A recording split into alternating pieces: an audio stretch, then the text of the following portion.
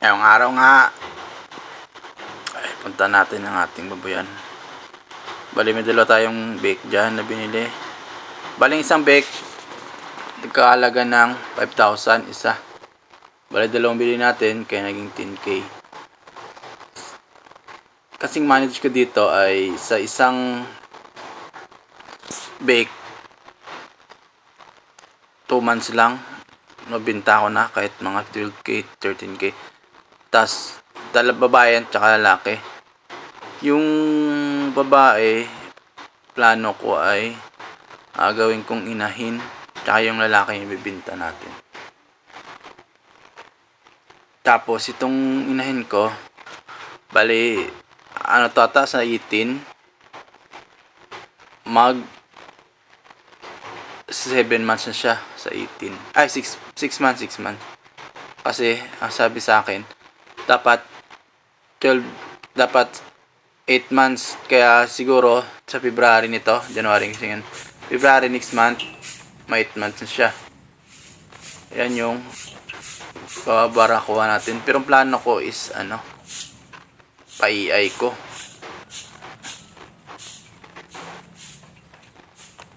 Para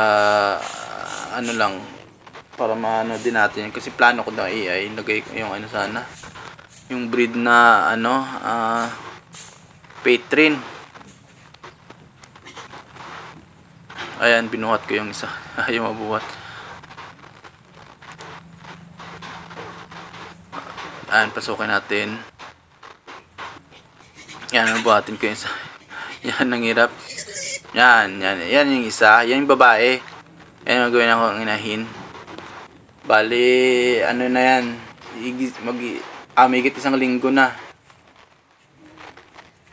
Kasi nung ginawa yan nung 7 naman. Maganda yan. Kaya isang linggo mahigit na, siguro madalong araw. Ito yung yung inahin ko, sabi, gawin ko inan, sabi nila, sakyan ko daw para matuto. Ayan, nasasakyan ko kasi para matuto,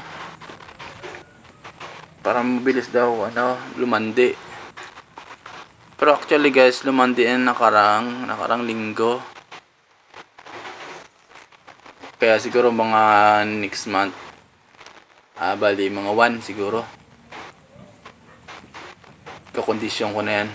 Yung chicken na papurgayin natin, tapos after 3 days yung chicken natin ng B-complex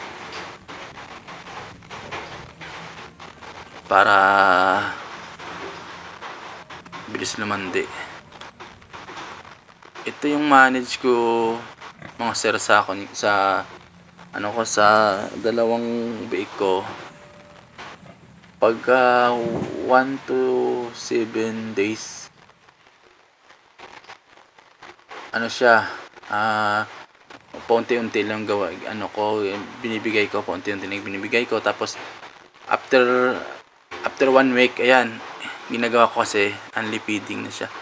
Kasi mas maganda kasi pag only feeding, after 2 months, nag-range siya ng 50 to 55 kilos.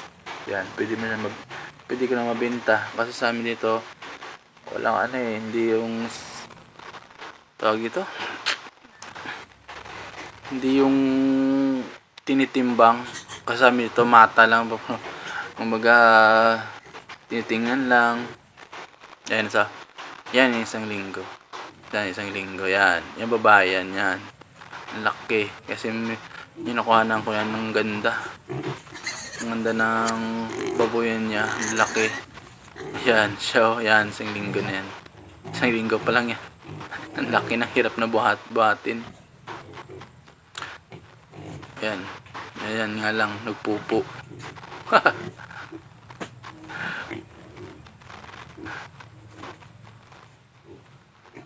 Kasi alam nyo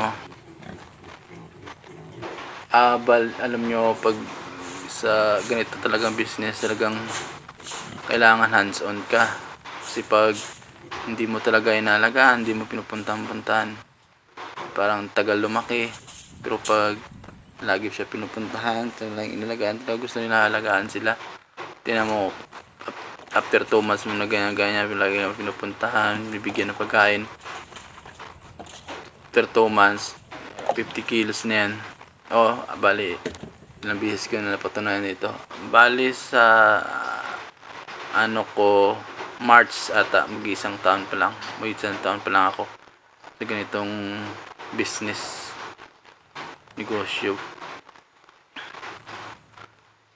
Mahirap, nakakapagod, pero masaya pag nakabenta ka na. Ang plano kasi dito is magdagdag ako ng inahin. Plano ko kasi talaga ang inahin. Kasi maganda talaga pag inahin. Yung sabi nga nila, pag may isang inahin ka na daw, para kang may para ka nang may may isang ektaryang palayan. Yun ang sabi nila.